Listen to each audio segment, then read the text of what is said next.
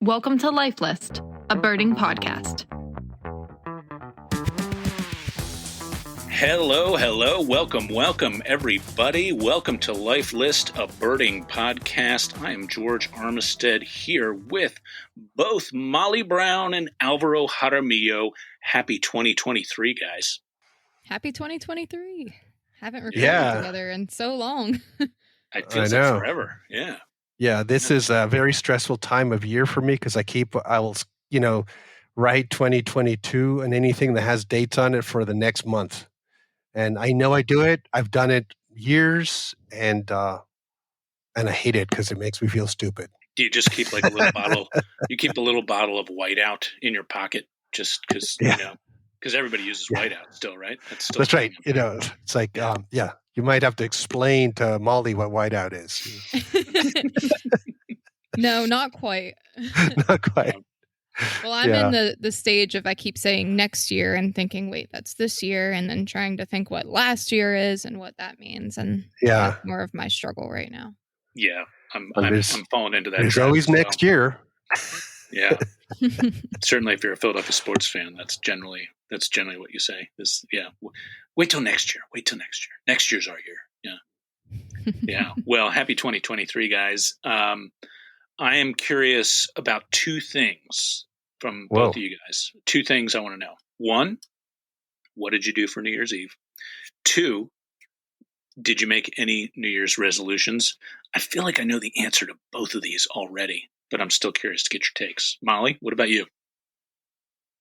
New Year's Eve, I was in bed by 10 o'clock, as I am most nights, which is probably what you expected.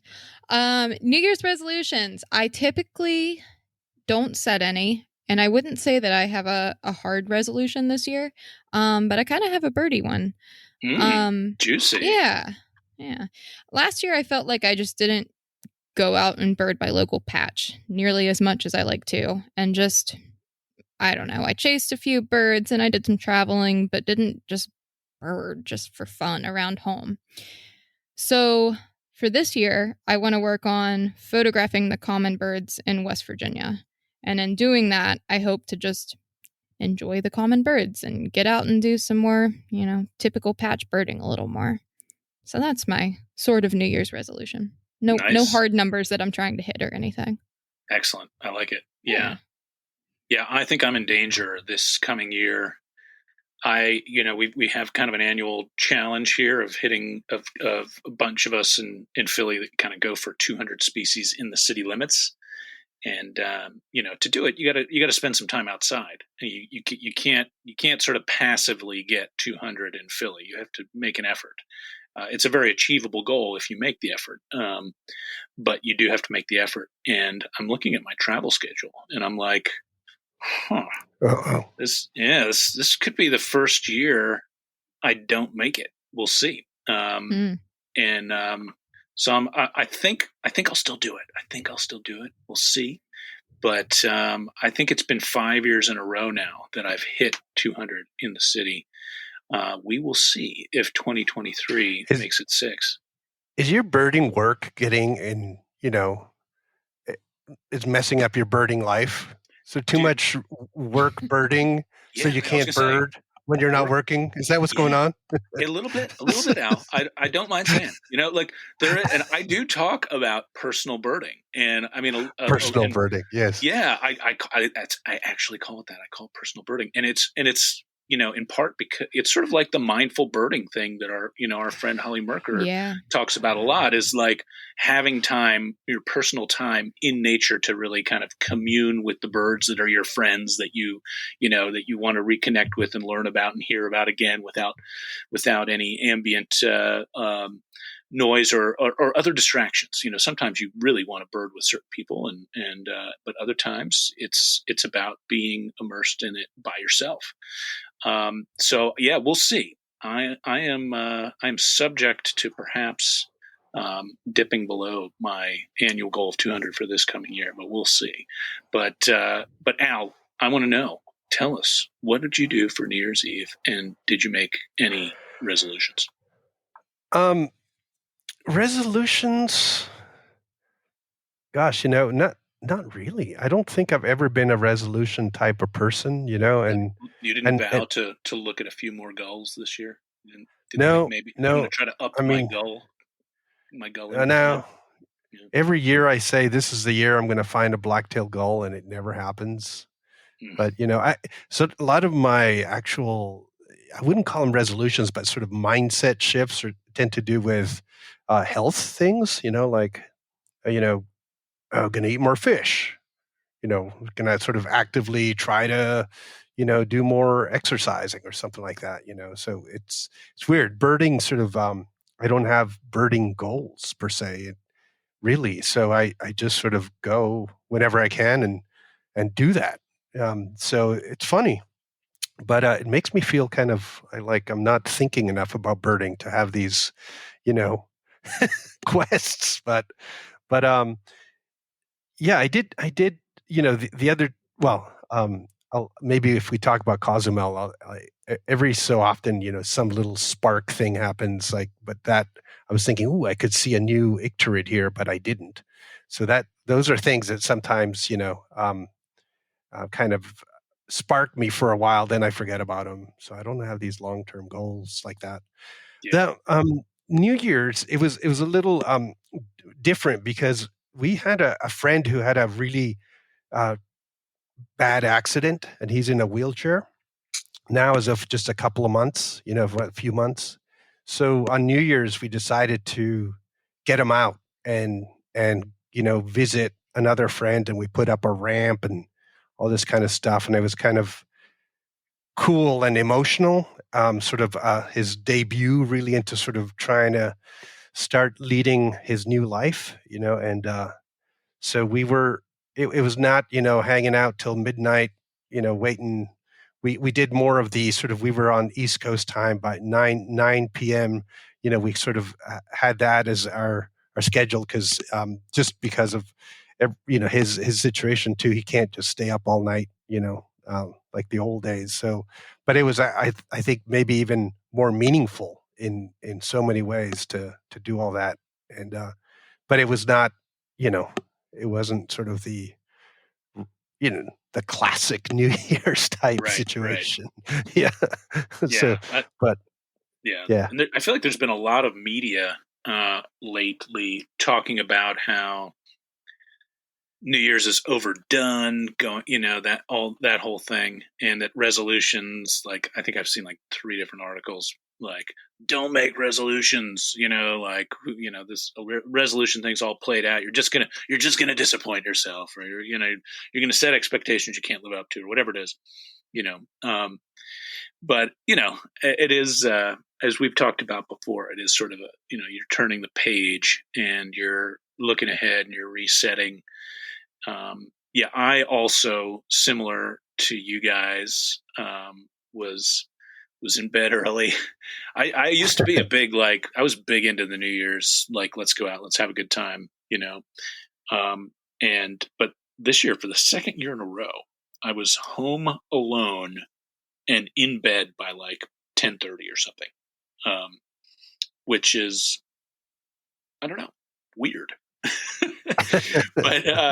but no regrets at all. It was fine, and it was just nice and relaxing and chill. So I Yeah. didn't make any resolutions either. But one thing I thought about, and I wanted to ask you guys about this, was I didn't really, like I say, I'm not big on the resolutions. I'm not like, yeah, I'm gonna beef up. I'm gonna start working out. I'm gonna get swole. I'm gonna get ripped. I'm gonna get my 8-pack back that I never had. I'm I'm not into all. Yeah, not doing that. And like, some people have a 6-pack. I said I'd have more like a party bowl. It's like, that's kind of where I'm at. But 2-pack. Yeah. So 1-pack. Yeah, exactly. Well, But but I was thinking, there are some birders I want to meet. I don't, life birds, I like getting them here and there. Life birders can be a big deal. So I've got a couple life birders I want to get, I want to see, I want to meet. And I thought I'd share those with you guys and see if you guys have any life birders you're curious about. Huh. So my number one life birder is Karina Newsom, who is from Philly, well-known birder, super active in Black Birders Week and in the Atlanta area. She's done a million things. I feel like everybody kind of knows who Karina Newsom is. I've never met her, and she's from Philly. She's my number one. Another one is a guy who's a friend of many of my friends, but I've never met, and I'm not even sure we might have corresponded a little bit, is Andy Farnsworth who's done all sorts of interesting work at Cornell, and I think he did his undergraduate at Clemson, and he's a very interesting guy in the New York area. And then you never met him? No, he'd be a life birder, man. He'd be a life birder. He's one of my most wanted life birders. Yeah. Yeah. Gosh, that's not even a vagrant. Should be, Yeah, it's like 90 minutes north of Philly or something. I could probably, if I put my mind to it, I could probably get my life or Andy Farnsworth. The other, I think, would be Corey Usick, who I think you guys I think you guys may know Corey already. He's friends with many of my friends as well. And he's been on the Pelagics a couple of times. Yeah. Yeah. I feel like Pennsylvanian. Yeah. Exactly. Yeah. Like I feel like we share a lot in common and yet have not really hung out. So anyway, those are a couple life birders that I want to get. Have you guys got any life birders that you'd like to get or not really? Molly, you go first. I need to think. Well, not something I had prepared to answer. But first off, I'm going to stall with a question. What's your acceptance criteria? Like, do you have to get a photograph? Like, what justifies a life? Yeah. Like this isn't like a Zoom meeting, right? Selfie on Instagram, or it doesn't count. Yeah. Yeah. No, it's a legitimate question. I hadn't really thought it. Yeah, maybe just some kind of meeting where it's acknowledged that you both know who each other are, and that a meeting has occurred, because this birding thing is so social too, right? It's like half of it, I feel like, is the social aspect, and so getting life birders is just as fun as getting life birds. Definitely. Yeah, there are so many birders that I've communicated with somehow online and haven't met in person as well. That I consider friends, but I've never seen them in person, Yeah. But who I am most excited maybe to meet, hopefully to listen to, is Jennifer Ackerman, who is keynoting at the Columbia Bird Fair. Yes. And I'm so excited to get to hear her give a presentation under a circumstance like that in another country. I think in English. Yeah. So whether or not we meet, that's a person I'm looking forward to witnessing this year. Yeah, that I'm looking forward to that as well. That's going to be awesome at the Columbia Bird Fair in Cali we've got coming up. And yeah, I've known her name for a long time, admired her books as well. That will be a cool one. Yeah. Yeah, for me, I have one really sort of travel lifer, bird lifer. So a person who, he's still, there's so many, people that sort of have been passing away, in the last few years, both in the sports world or in the, in the all sorts of worlds, that I've been thinking about sort of kind of grandmaster type birders, that are out there that I haven't met. And one of them is Tito Naroski. Naroski is the guy who wrote the sort of original field guide to the birds of Argentina. Yeah. That I used to have and look through, and we would complain about this and that, as you always do about. But I thought, God, it'd be so cool to meet person who was sort of in on this so early in South America, who was also from there, a little different than sort of some of the earlier books. The Birds of Venezuela, Birds of Panama, and so forth were written by really knowledgeable people from outside of those countries, and that was one of the first books that was written by a local.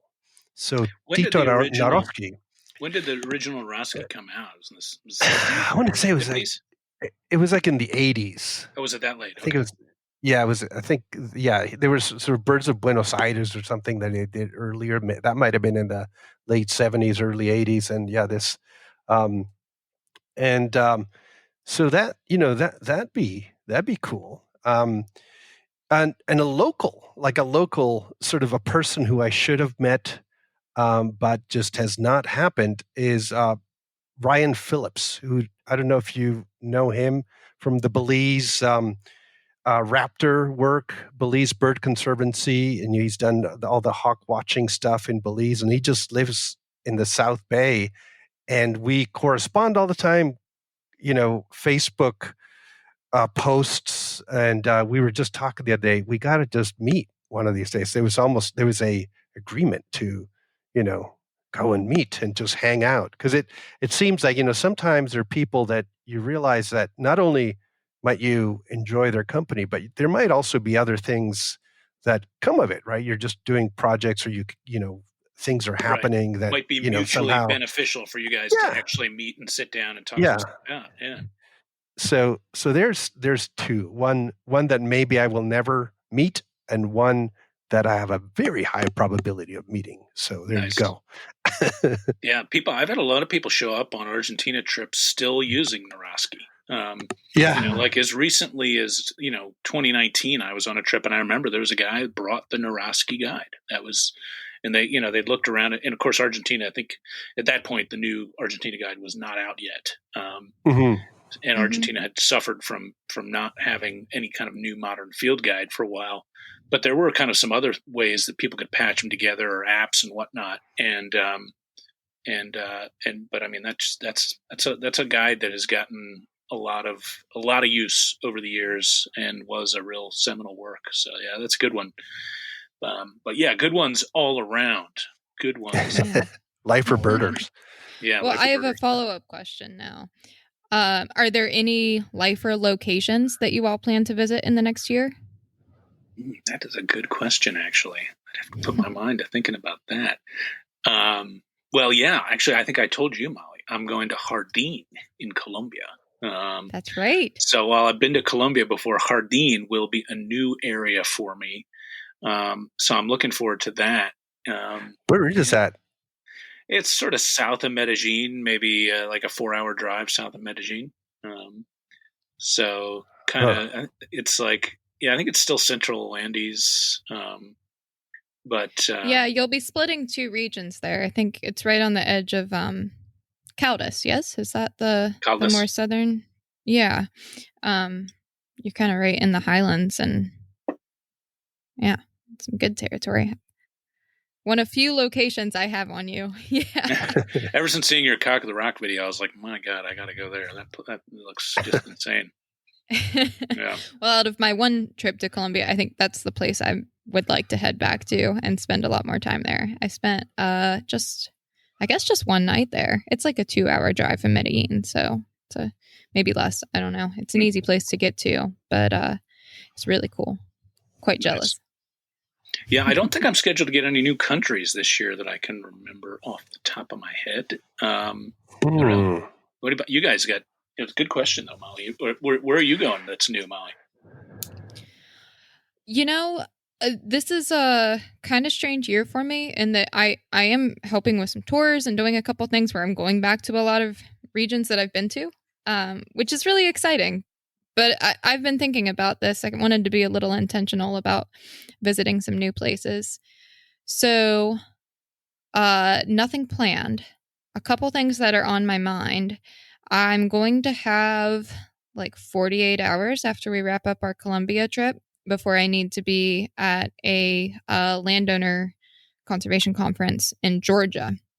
And I was thinking, where would I like to spend that 48 hours? And I'm tempted to stop in maybe Aruba, or I was looking at Caribbean islands that would be an easy stop on the way back, but not ones that have endemics that I couldn't get to all of them within like I said, 48 hours or something. Jamaica crossed my mind, but I want to spend enough time in Jamaica to really thoroughly bird it. So I was looking at places that don't have endemics that I wouldn't necessarily want to stop at, but might as well check out on the way home. Another thing that's on my list is cleaning up Central America a little bit more. And I haven't been to Honduras. So I was looking at maybe making that a stop. Oh. Sorry.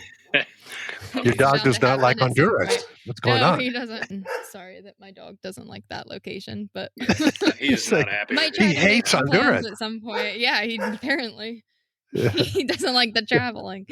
But yeah, see about going there at some point for a week or so this year. Nice. Yeah. I have a place that I've been to that I've never been to in this season, which is going to be interesting, and it's Japan in spring. Oh, wow. So I've been there in winter 3 times, I think. And so I know how kind of Japan works, getting around and what it generally looks like, what the food is like. So this is going to be totally different. And we're going to go to one spot, which is an island on the west side, where you take a little ferry and you go to this island and basically walk around birding, because it's a small island where migrants hang out or, stop over. And that sounds really fantastic. So no vans, no vehicles, just walking around birding for a couple of days. Yeah, I've heard about this place. I forget what it's called, but it sounds like it's like a lot of these migration spots. If you hit it right, it can be like overwhelmingly amazing. And then, but just generally speaking, there's some cool stuff to see. Yeah. It's kind of, it sounds sort of, reminds me a little like Monhegan Island in Maine almost. It's like right. Kind of little island where the situation goes right, you can find yourself in a bunch of migrants and you're all on foot. So yeah, it's pretty cool. So that should be fun, just to also see those birds that I've never seen, that are in the book. It's one thing when you go to a place and you look at the book and you're in a seasonal place and you go, oh, hey, well, how come I'm not seeing this one? It's like, oh yeah, that's here in spring.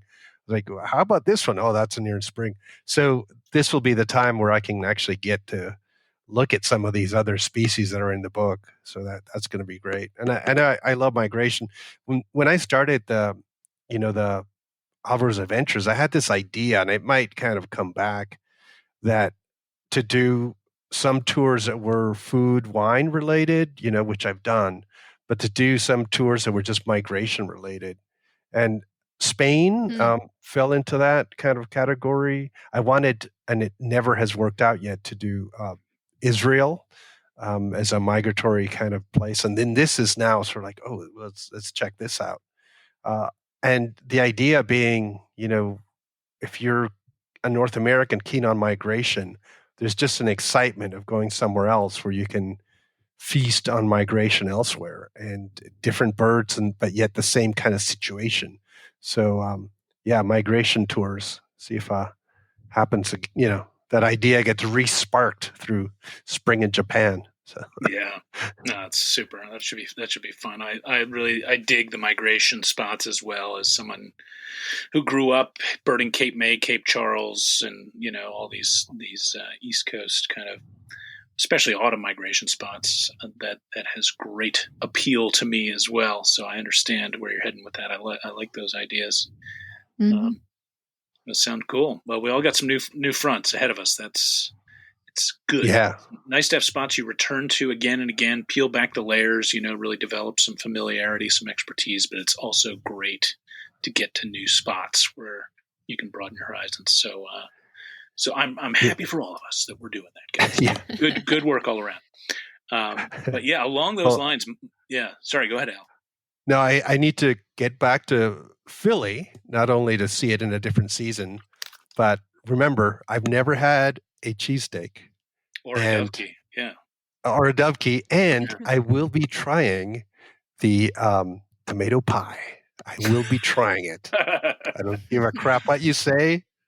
Yeah. I've had other friends tell me that you've been too harsh on the tomato pie. I know. We've gotten a lot of feedback on that. It's true. Yeah, it might be what we've got the most feedback on. It's on true. Podcast. Yeah, I knew it was sort of an unpopular stance that I was taking, but I think I underestimated just how unpopular my position would be.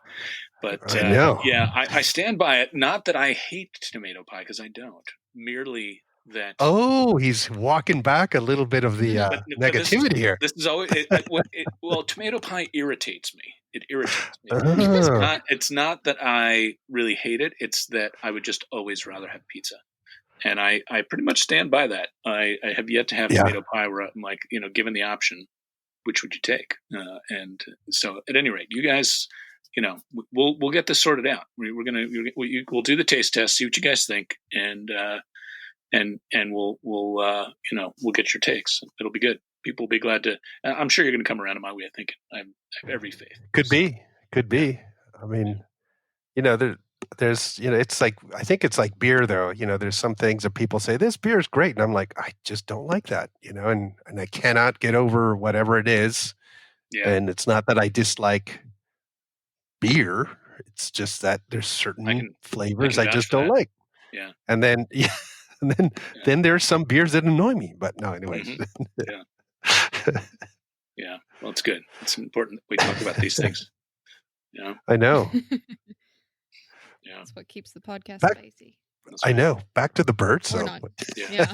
Yes. Back to the birds. And I am very curious because I followed this adventure with a big bag of popcorn the whole time. Molly, I want to hear about your trip to Costa Rica. You guys had an amazing group of folks, it looks like, and you saw some amazing stuff. How was that? Tell us about that. Yeah, it was pretty amazing. It felt so adventurous the whole time. And that was my third trip to Costa Rica. I was there. That was my first international trip back when I was in high school. Not birding specific. It was a group of biology students that went. So birds were an element.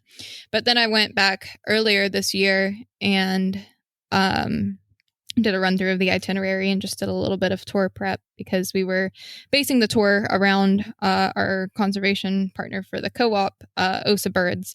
And they have a banding station in the Osa Peninsula where they're focusing on a combination. Started out looking at migratory birds and Swainson's thrush specifically, and ended up getting a lot of data on local birds that are not very studied in the Osa Peninsula. So they have a secondary focus on that as well and do lots of other things. They actually have a native plant nursery in the Osa Peninsula, which is definitely the largest. I don't know if it's the only one, but it's the only one on its scale. And they own some land and just have a lot of different initiatives that they do. So that was all really, really exciting. And we spent a lot of time there and had kind of a few days getting to the Osa and a few days back. But it was just, I don't want to say Costa Rica's tame. It's just very familiar to birders. It's such a popular destination. And I like going to places that are really off the beaten path. And I think, everybody goes to Costa Rica. And then I get there and I'm like, oh, yeah, well, this is why everyone goes to Costa Rica. It's amazing. Yeah, I was going to say, there's a reason people go. Yeah. Yeah, it really is. Just absolutely thrilling.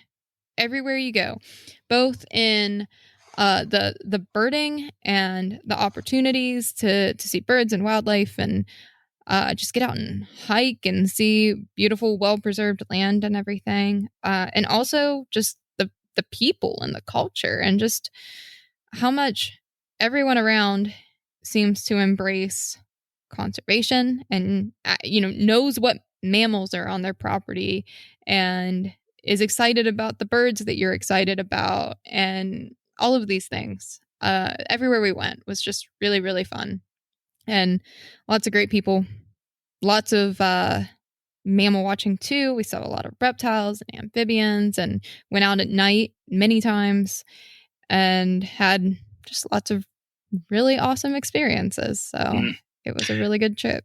So you guys spent some time on the Osa, right? And what were the other parts of Costa Rica that you hit? Yeah, so Osa Peninsula is the southwest corner sticks off of Costa Rica.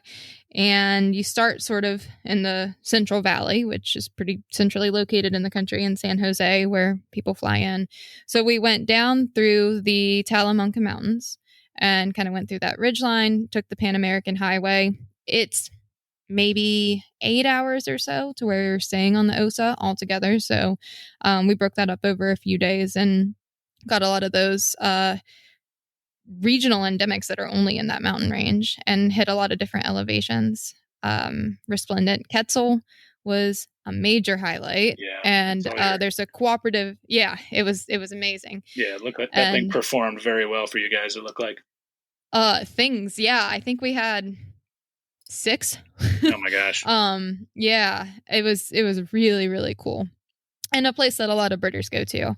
But there's a cooperative of farmers and landowners there that are all private lands that just have worked for years on preserving Quetzal habitat.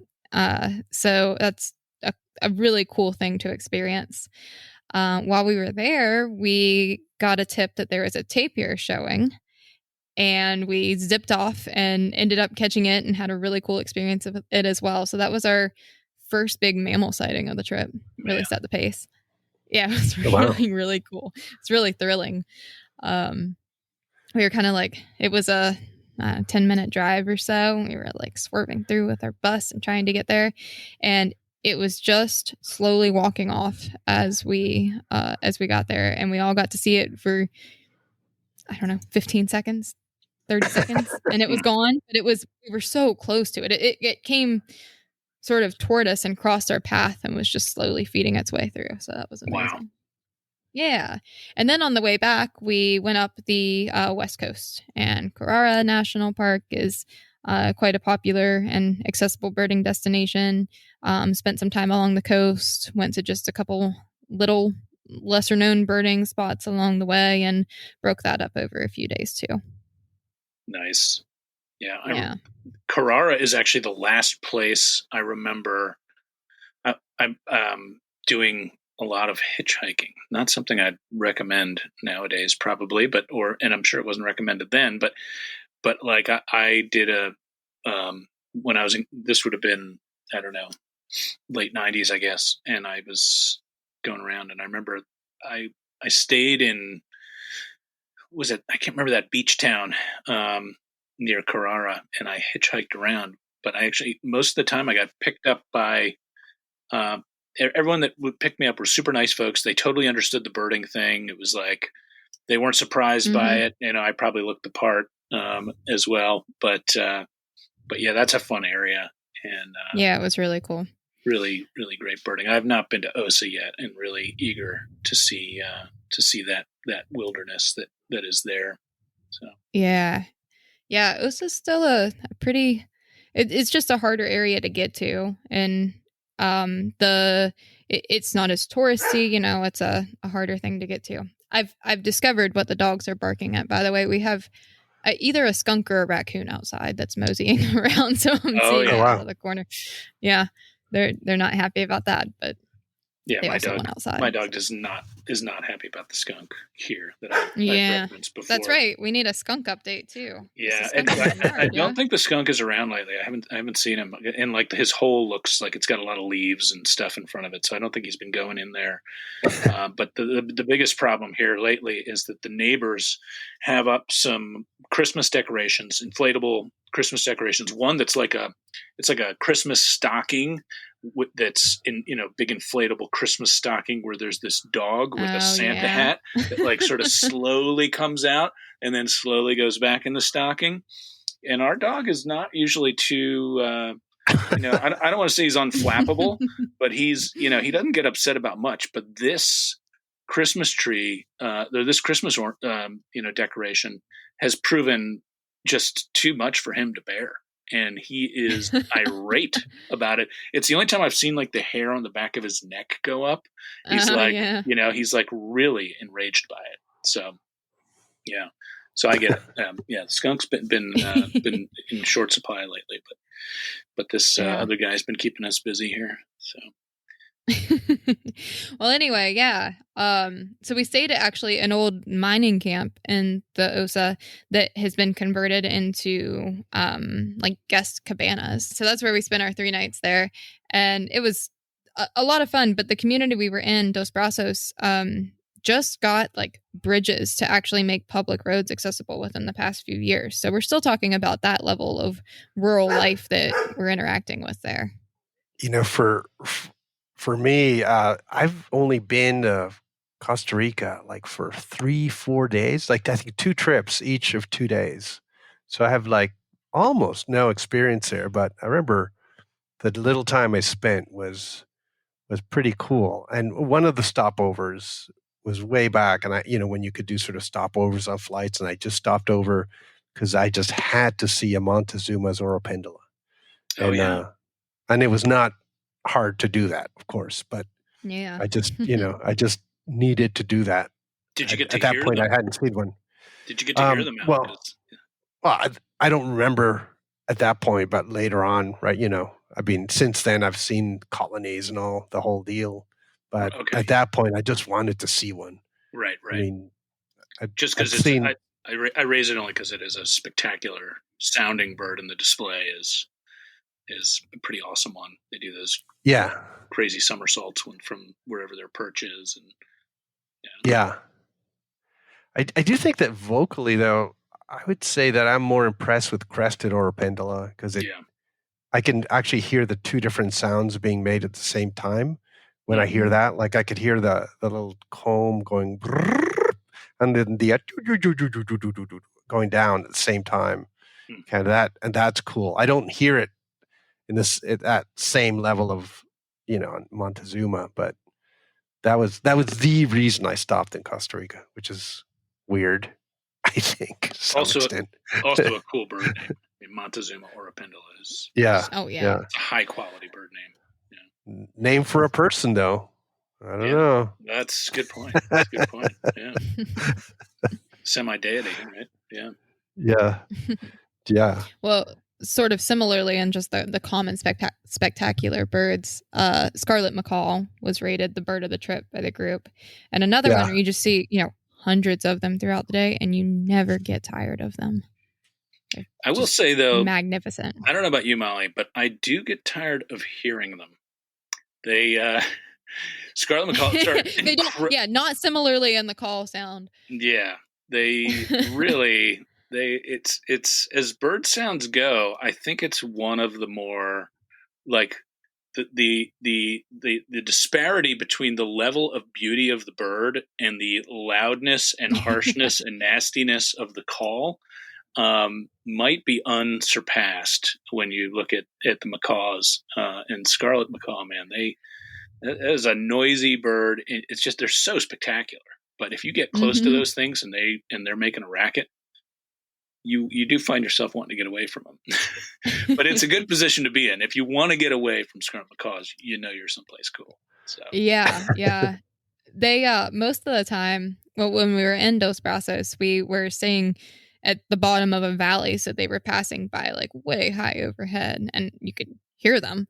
Not so much that it was an annoyance by any means. But one fun thing that we did on the way back, our local guide was Diego Casada, who's one of the top birders in Costa Rica as far as bird lists and expertise and just time in the field.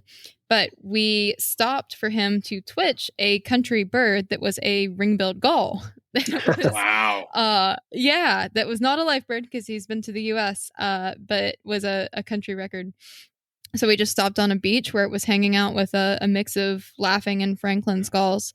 But when we were there was a flock of or several pairs of scarlet macaws that were eating just at eye level on some, I think they're called beach almonds, just really short, like 8-10 foot tall trees that were right on the edge of the water. And we spent a lot of time just enjoying them while he was getting his ring-billed gull looks. We were all hanging out with the scarlet macaws.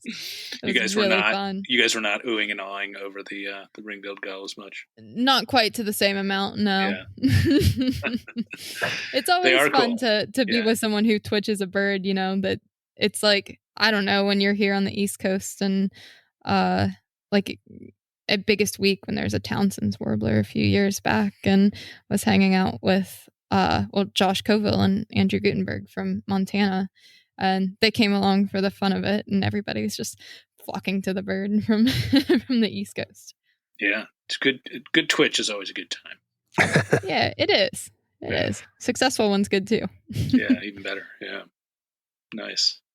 Well, that sounds awesome. It looked like a hell of a group, and I know I've been following the birding co-op updates, and you guys put together a really nice group and a really nice trip. So that is awesome. Very, very cool. Yeah. Yeah. Now, Alvaro, I know you also were on a trip recently, a shorter trip, family trip that you teased a little bit for us in the last conversation we had here. What was it like visiting Cozumel? Cozumel was actually pretty interesting. Just like I predicted, I only really had, an hour and a half maybe to go birding in the morning before going back to family. So I happened to be right near this village called El Cedral, and it was 5-minute drive from where we were staying. So I visited there a few times, and then had one afternoon at this road close by again, and all the things I really wanted to see, I saw, except for that orange oriole that would have been the new icterid. So I had a species I've never seen before of in the oriole group. So that just didn't happen. But I was actually really thrown for a loop as to how the Caribbean birds that are on Cozumel, which I kind of talked about. I think I hinted at this whole weird situation. Cozumel's not that far off from the Mexican mainland, but it has populations of truly Caribbean species. That means it probably was connected to Bahamas and Cuba at some point and not connected to the Mexican mainland. Something like that. It's my guess, but there's spindalis there. The house wren is actually much more different than I thought. In fact, I couldn't find it. I was looking. I was like, why is this house wren just not findable? What's going on? And I was looking in the wrong places. It was not in house wren habitat. It was in trees, in vines, really sort of, canopy level, and they're being very quiet. So it blew me away. It really reminded me of the lesser Antillean house wrens. As people have said, it's just different. The spindalis that's there is really, really different. I was just thinking, like, my gosh, this has to be an endemic, cannot be the same thing as the one in Cuba or Bahamas. And then the bananaquits, again, were crazy in that they're these Bahama type bananaquits with reduced, yellow on the breast, and genetically they're actually related to the Bahama birds, not to any of the other ones in the Caribbean or on the mainland. So there was so many things going on that I was just like, oh my gosh, there's so much here it really makes, it's what I'm interested in, the history of bird, avifaunas. And when you get a situation where you can almost tease apart what is happening or what happened, and that there's this whole connection to an entirely different group of birds, I was just floored by it. So I really enjoyed my few hours in birding in Cozumel, and there are black catbirds there, which are pretty cool. Yes. I saw a Swainson's warbler, which was cool too. Like, I don't see those things ever. So yeah, I don't see many of those either. I mean, that might be like the fourth or fifth I've ever seen in my life. So that's the level of Molly does better with those than we do. Yeah. Yeah. They're not daily. I'm a little too far out of the mountains for that, but maybe slightly better. Yeah. So there were just a lot of interesting stuff. And also I got to learn that there were subspecies there that I didn't even know were different. Like there's a blue-gray gnatcatcher. That's a Cozumel endemic subspecies, and it's very gray on the breast. And I'm like, how many other things are in here that are a little wacky? There are Caribbean alanias there and Caribbean doves, and the Caribbean doves don't look like the ones on the islands. They actually look like the ones that are on Yucatan. So there might be this. My mind was blown with like, oh, there's so much for somebody to work on here, but won't be me. But at least like there's stuff going on that interested me. That sort of I love that kind of thing. So that was cool. And the weather actually wasn't very good. We had like rain first 3 days, but really intense rain, so that the city was flooded. We had to like drive our car almost like one of those boats, that amphibious vehicle. And fortunately, there wasn't enough of a current to be one of those people that ends up in the news, but like being extracted from a car by a helicopter or something. But we were on the verge of that. We were kind of almost there, but I was assuring my family that I knew what I was doing. So yeah. Well, I was going to say, it seems like wherever you've been lately, you've been attracting some rain. That's right. Yeah. What's that's like right. I saw your update, but I've been mostly just seeing like news stories about Bay Area, this atmospheric river. Right. And I saw you had a Christmas count like during that time, right? Yes. Yeah. That couldn't have been the best day. I wouldn't have thought. But what was that like? I mean, that was. I had one task, is just to do the seabird, like the flyby kind of sea watching. So I cut out a little early. There was a point in time, I had a window of time where the weather broke and I was able to watch, and I got a good one, Cassin's Auklet. Then I was like, the rain just started pouring down and trees were falling over the highway. So I was like, yeah, I better get out of here. But have you guys, okay, so here's a question, because this came up. Had you ever heard of an atmospheric river before? This sort of news cycle? No? Nope. No. Nope. Okay. So we've been calling them that for the last few years. It's this very specific type of storm. And they used to be called the Pineapple Express. That was the other name for them. I thought that was, so the like a Jonah Hill movie or something, right? So, I know. Yeah. I think it's probably because Vancouver also would get the Pineapple Express sometimes. Canadians involved in that. And I think there's some drug elements we won't be talking about here live. Okay. This is some connotations. Yeah, okay. But the Pineapple Express, and what happens is, really, it is a river, and it's not just like a front that comes through and you get a bunch of rain. It's like this funneling of moisture from Hawaii or even further away that gets funneled into this just hose towards the coast. And it can be narrow. It actually can be just 50, 60 miles wide or less, and it just like shoots water essentially at the place. So it's like this rainfall that's intense, and sometimes this is associated with wind. This actually wasn't. It's just it wasn't that windy for us. It was windier somewhere other places, sort of on the edge of it. But it's just intense. One of the folks that I know in Santa Cruz Mountains had 9 inches of rain fall, over the weekend. And for us, it flooded. The local creeks were all flooded. We had big road closures. Central Valley, big chunks of it got flooded.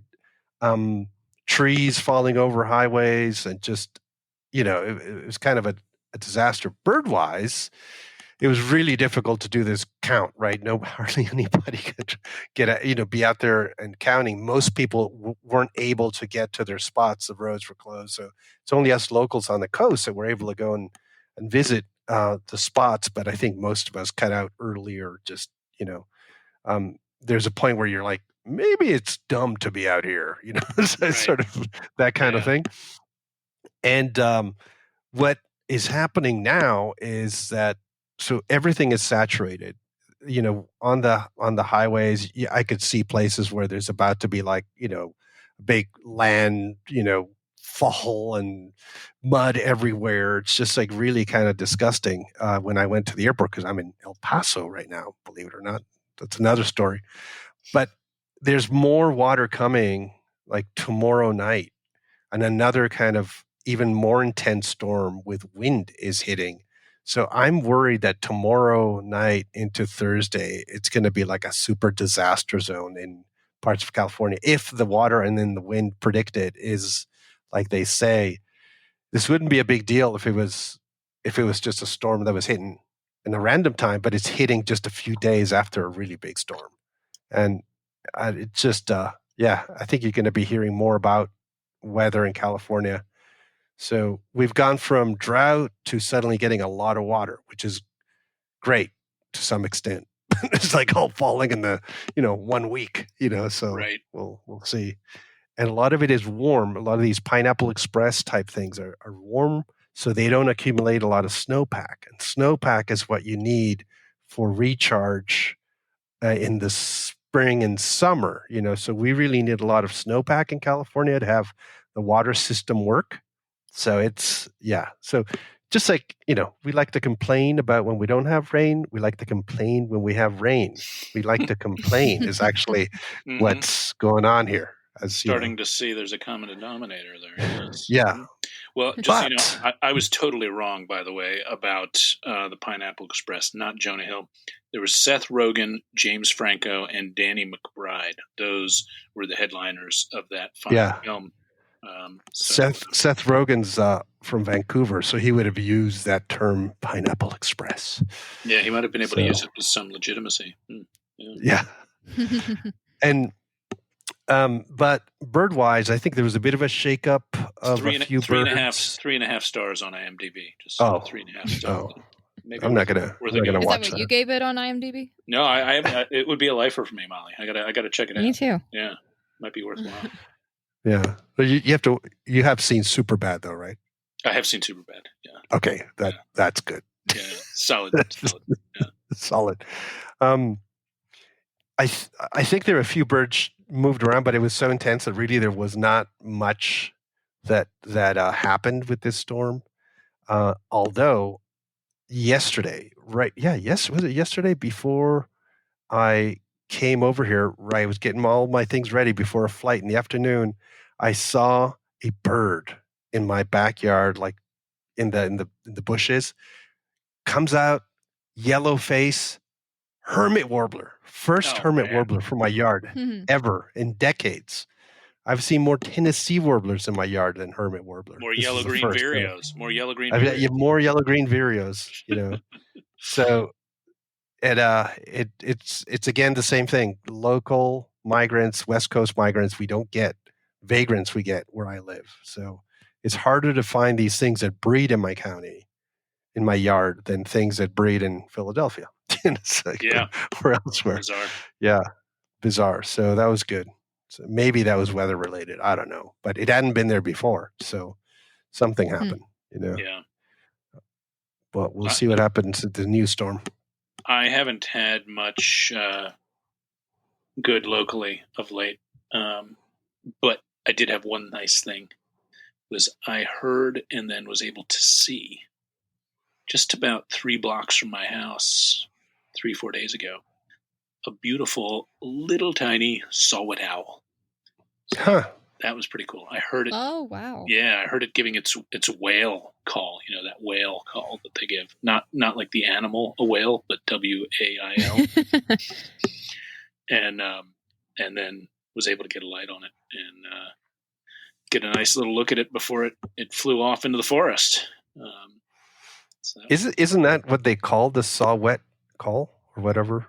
Yeah, I think is it the whatever wetting a saw used to be made this wailing sound? I think it's a different call, if I remember right. Oh, really? That's the name for. But I'm not sure. I have to double check.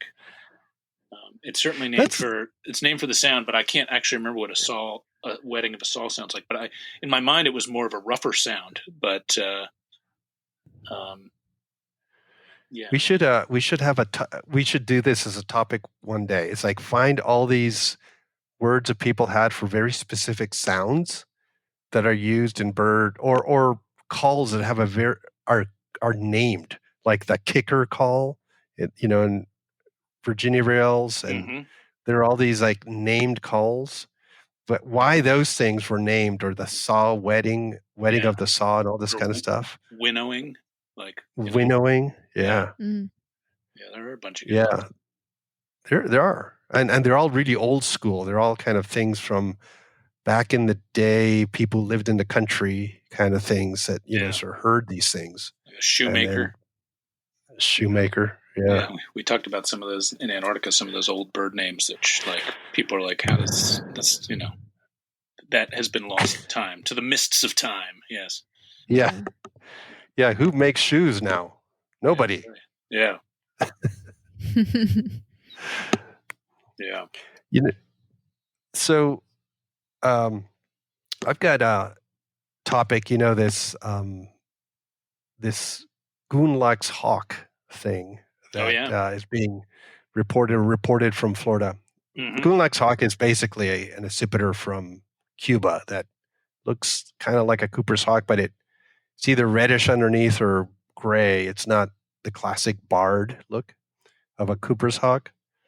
But if you look at, here's the thing, this bird was on a roof, right? This is in Miami? Was it like in Miami? So, I think so, yeah. And these,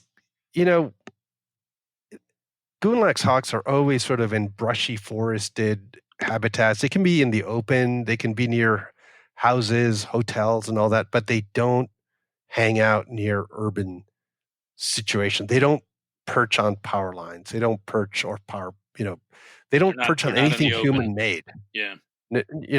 They can be flying around the open, but when they're perched, they're on a tree, and often they're very, quiet, and, they just have a behavior that's so different from a Cooper's, which could be perched anywhere. Be a new bird for me. It's not a bird I know at all.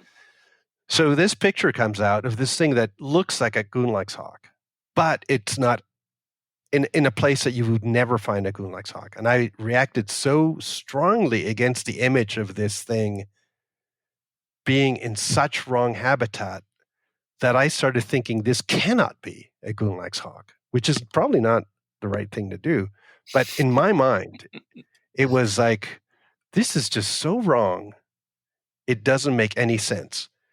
And I started looking at Cooper's hawks, and some of them have a lot more gray than others. And I thought, how about if you just had a really gray male Cooper's hawk? Wouldn't it just look essentially like a Gundlach's hawk?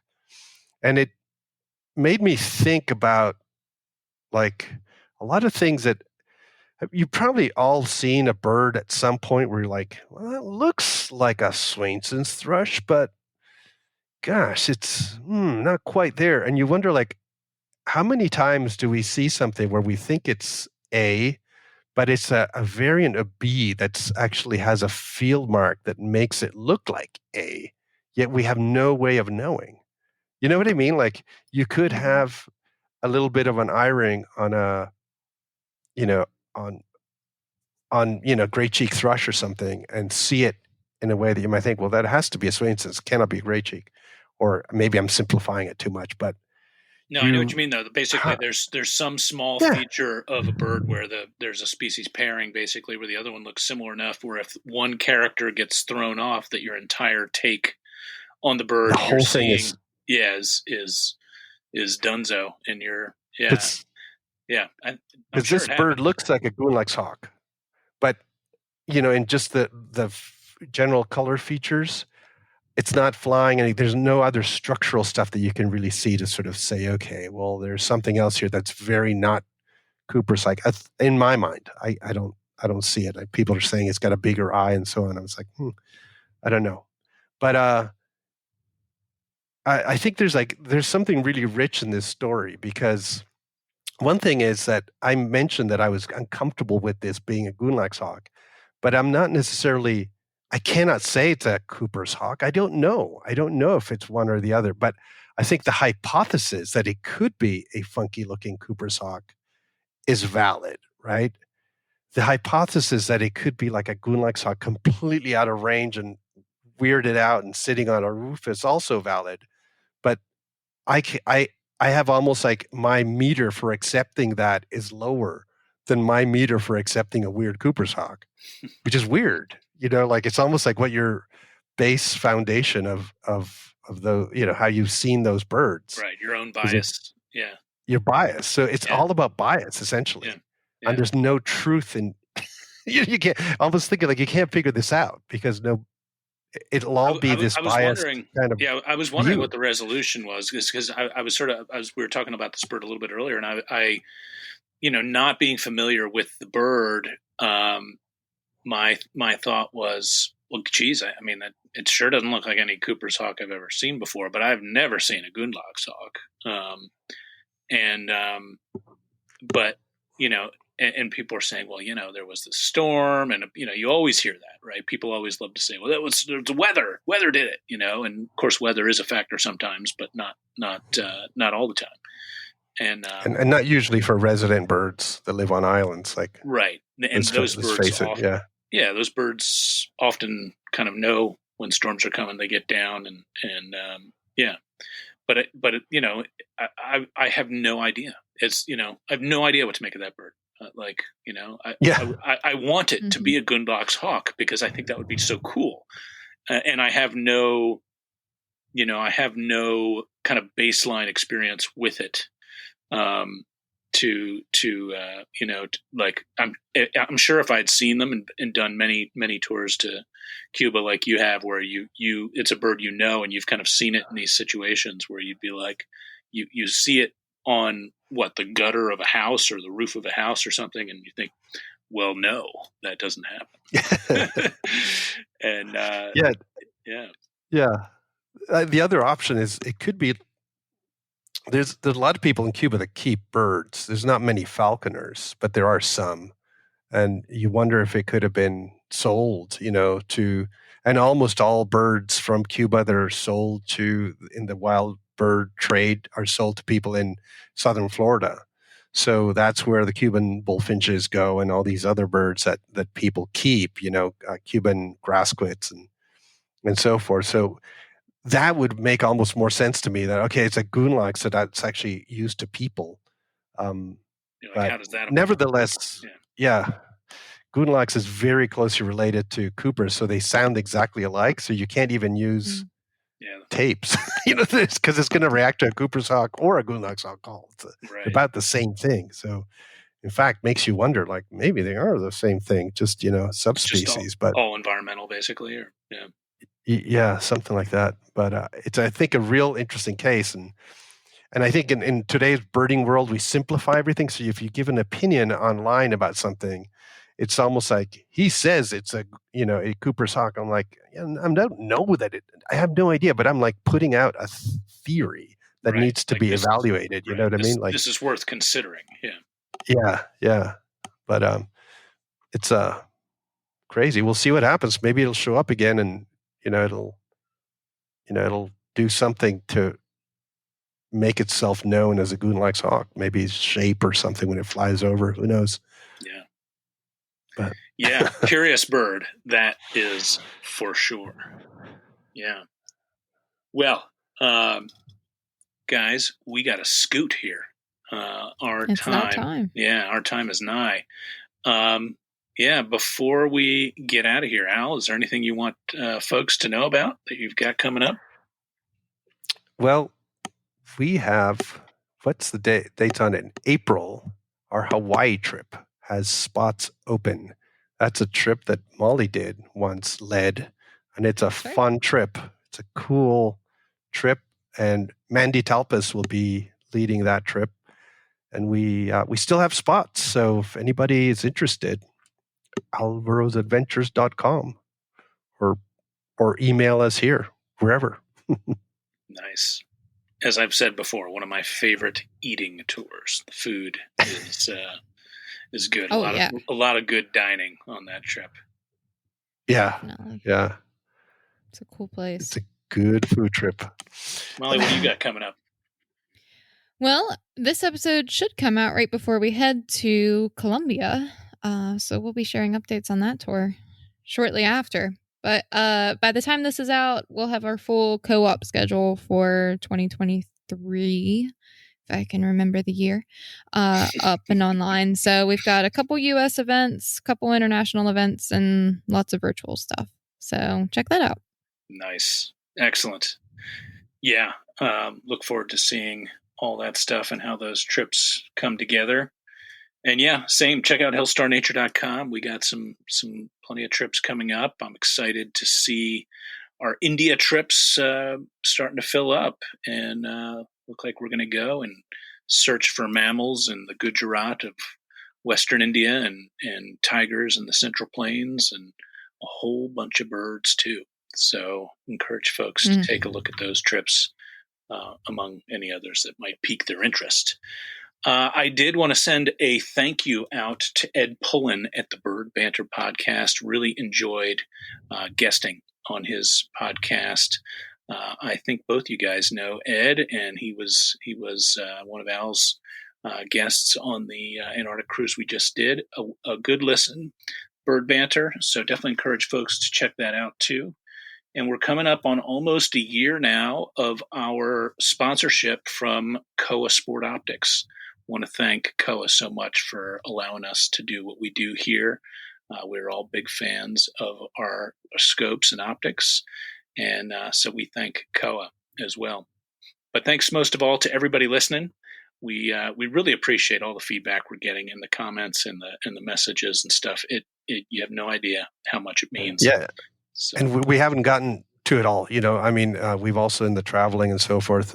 So it's not being ignored. It's like there's a lot of some of it we've replied to immediately. Other stuff we've been keeping to sort of talk about at some point on live here. So thanks for those ideas. We've talked about almost all of it collectively together, either via email or messenger or in person. But yeah, thanks so much. There was Nikki Brockkamp though today, right, Molly? Was throw another krill on the Barbie. That's right. Krill jokes, keep them coming. Yeah, krill jokes never get old, right? That's No. I know. That's right. We will. Yeah. Okay. Well, good stuff. Thanks so much, guys. Great talking to you guys. And peace, everybody. Talk to you soon. Thanks, everyone. Bye-bye.